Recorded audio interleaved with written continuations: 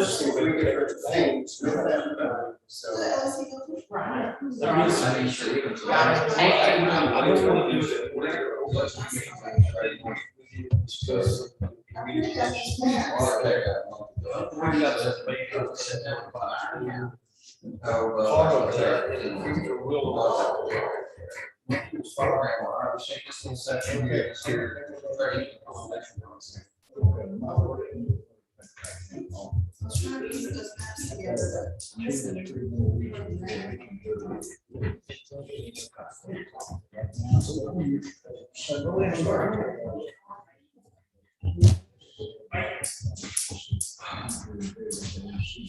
Oh, yeah, a minute here. So let's go for these.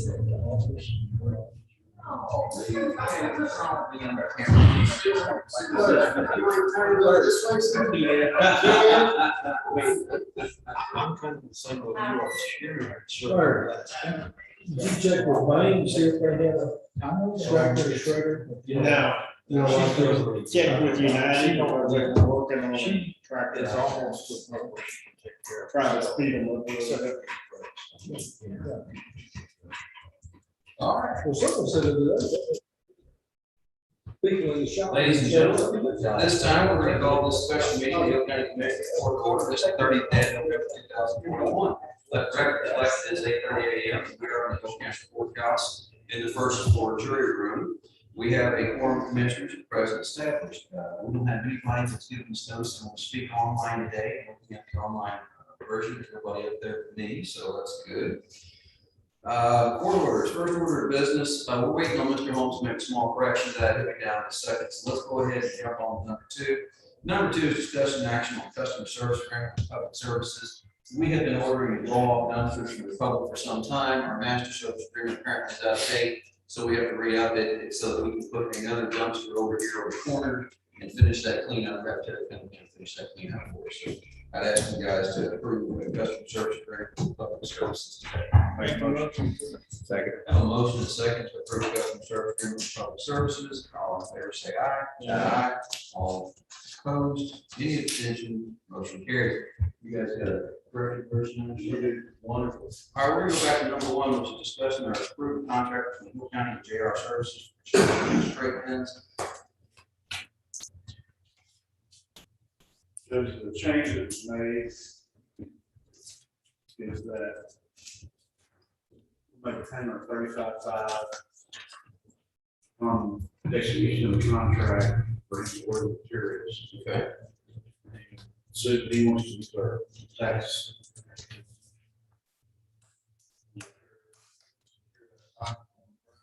Tomorrow, it's gonna go. Yeah, I got you. And then payment of 18,500 will be made on start of the work. Okay. And then the final payment of 18,675 will be made at completion. I'm agreeable with that. Okay. All right. Yes, sir. Well, a motion is second to approve contract between JR Services for construction of straight pins, 406 Hall Street. Any further discussion? Does that include cutting the check today?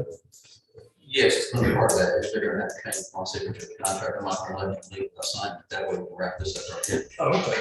Yeah. That's it's an insurance and we'll get along.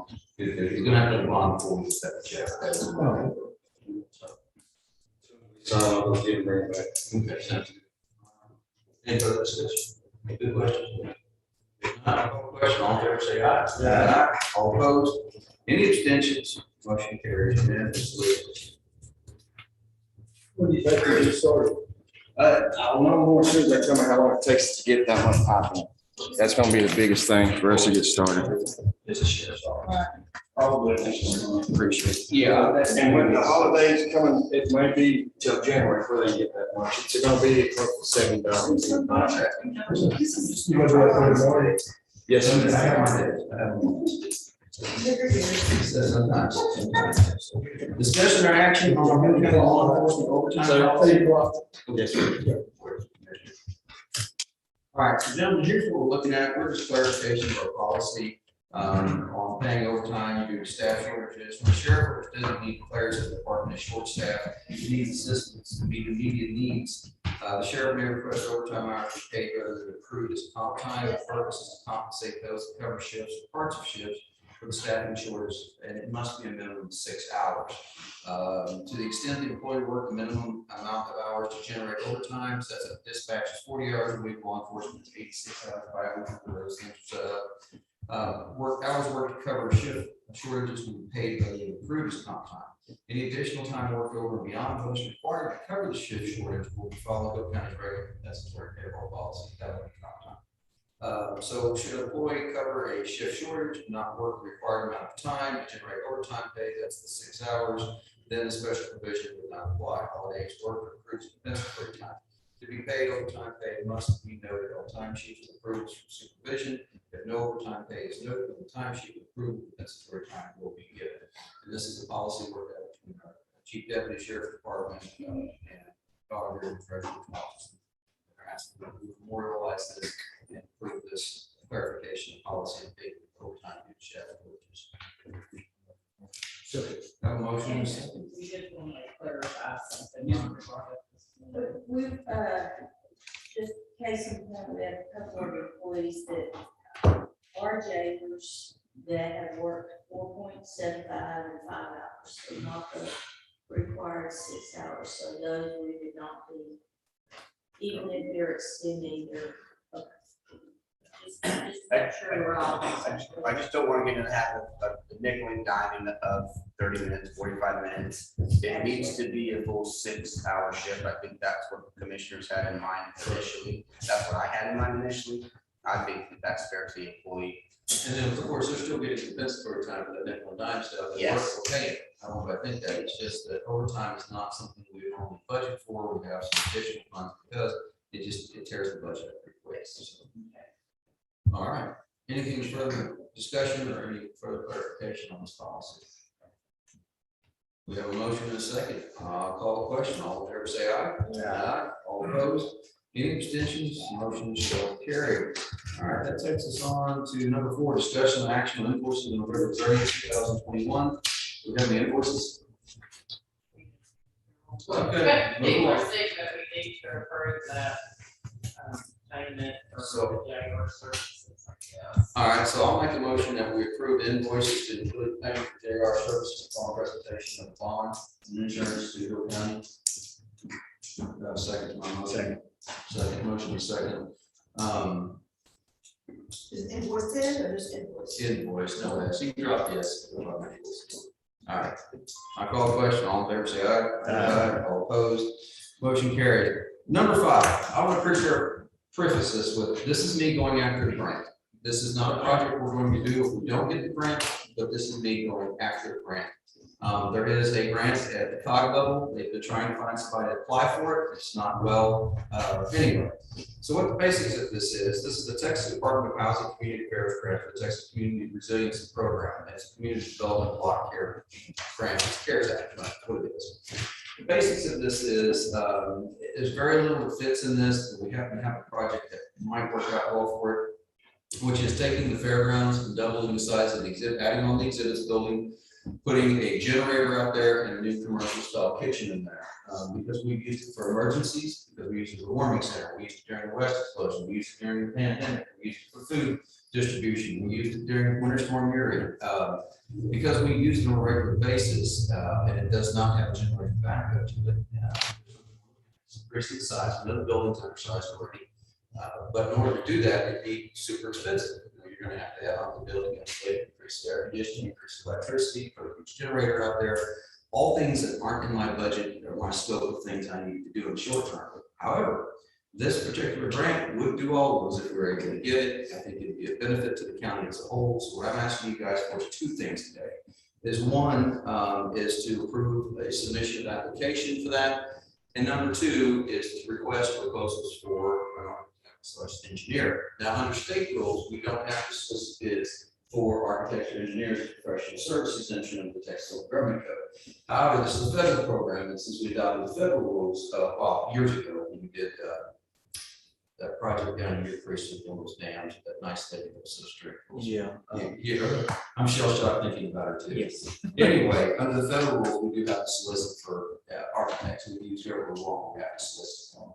So the two things I'm asking for today is A, to allow me to submit an application, and B, to allow me to solicit proposals from architects / engineers for the design of this particular project. And again, if we don't get the grant, not doing it, because we don't have money to do it, and I'm not going to stretch the budget to do that. But if we do get the grant, Should we wait for the solicitation of bids from the engineers until we know we have the grant? Or, no, that's part of the deal, gives me more points up front when we're soliciting bids for the engineers. So I just need to get a head start on soliciting it because we're already in, well, December is tomorrow. Yeah. And I've got to get moving on the grant application deadline, which is the 14th next month. I'll make a motion for both. Okay. Second. I have a motion and a second to approve the county judge to submit an application to the Texas Department of Housing and Community Affairs for American Texas Community Resiliency Program and to solicit for the services of an engineer / architect for this project. Any further discussion? Yes, sir. Just a question.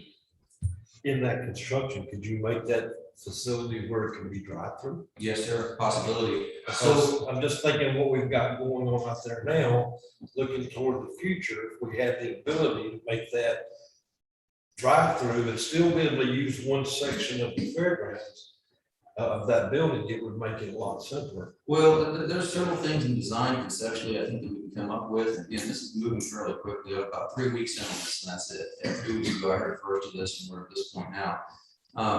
There's some different things we can do. It may not be just that building, it may involve a rabbit building. There's several different things we can do out there. The goal is basically to provide for emergency services, to provide a place that we had commercial kitchen, say we had to operate a senior center temporarily out there. Say we had to operate a kitchen to feed people out there. You know, those things can fall in. The emergency power, obviously, after Winter Storm Uri, it's a big thing in everybody's mind. That was traditionally been our warming station, but when we moved over to the new air conditioning systems, let's just say that there's not enough power out there to generate those heaters. So there's a lot of different possibility of uses, and because there's so many different possibilities of use for that facility is what makes us the candidate, I believe, in this grant. All right, anything further? If not, all in favor of more work for the county judge, say aye. All opposed? Any abstentions? Want to go twice on that? Yeah, exactly. All right, number 6, discussion action on lease of precinct 1 voter grader. I've been talking to David, and they really are just wanting us to, I guess, do a purchase order, and the contract wouldn't come until the machine was delivered. I don't know how you word that. Do you want us to do it? How about we approve the purchase order? I know it's really your bailiwick, but not ours. Approve purchase order. It's John Deere. But yeah, I can't really approve a contract. I haven't seen it yet. I'll make a motion, we approve the purchase order to RDO equipment, correct? Yes. RDO, yeah, RDO equipment for the purchase of the voter grader for precinct 1, Pitt County, Texas. Second. We have a motion and a second for further discussion. RDO's stated way of doing business, and I think this is accurate, is that right before they take delivery, like a couple of days, they sign a contract. So we should have the contract when it shows up. We'll be taking the motor grader and using that contract. No, we would not dare. Also, that's great. So in which case, we'll approve our PO today, and when the contract comes back. They did tell me that it will probably be March. Oh, They're building.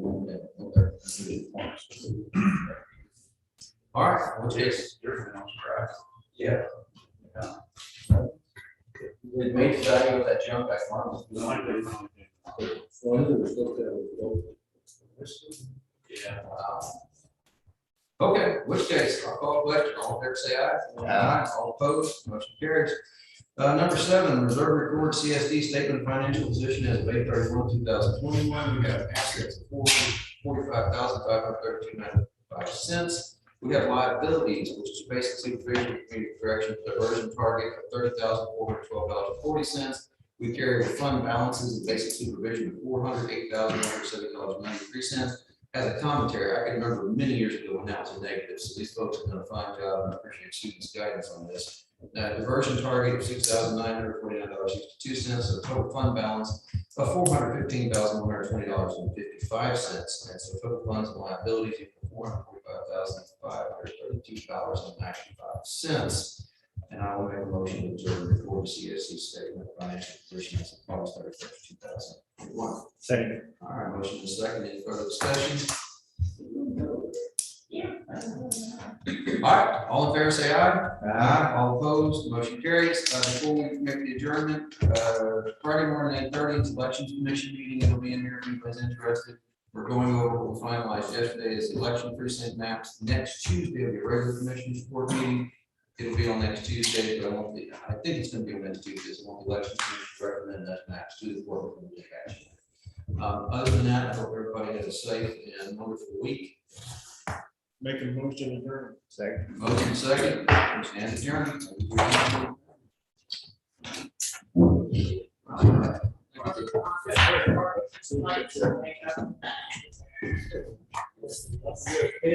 You get in the